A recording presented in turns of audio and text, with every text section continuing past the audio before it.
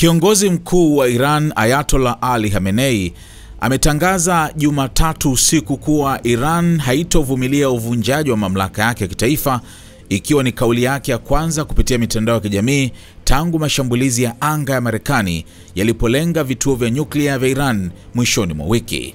Kauli hiyo ilifuatia shambulio la kulipiza kisasi la makombora ya Iran dhidi ya kituo cha kijeshi cha Al Udeid nchini Qatar, ambalo rais wa Marekani Donald Trump alilitaja kama dhaifu mno na linalodhibitiwa ipasavyo, wakati mvutano wa kikanda ukiendelea kuchemka. Kupitia chapisho kwenye mtandao wa X lililoambatana na mchoro wa bendera ya Marekani inayoungua pamoja na majengo, Khamenei ameandika, "Hatutosalim amri kwa yeyote anayevunja mamlaka yetu. Huu ndio msimamo wa taifa la Iran."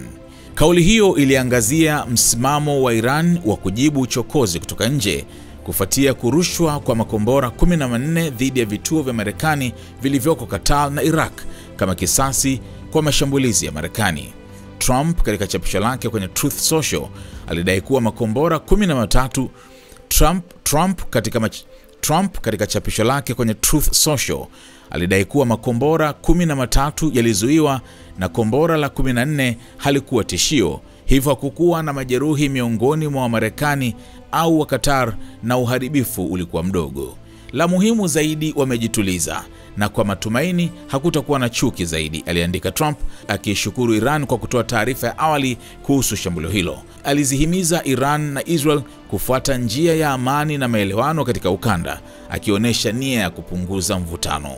Nayo wizara ya mambo ya ndani ya Qatar imewahakikishia raia kuwa hakuna sababu ya kuwa na wasiwasi baada ya shambulio hilo, ikisisitiza mafanikio ya mifumo yake ya ulinzi wa anga katika kuyazuia makombora. Wizara hiyo ilitoa wito kwa wananchi kuepuka kusambaza taarifa zisizothibitishwa, ikieleza ni muhimu mno kuepuka uvumi na kueneza taarifa zisizo sahihi.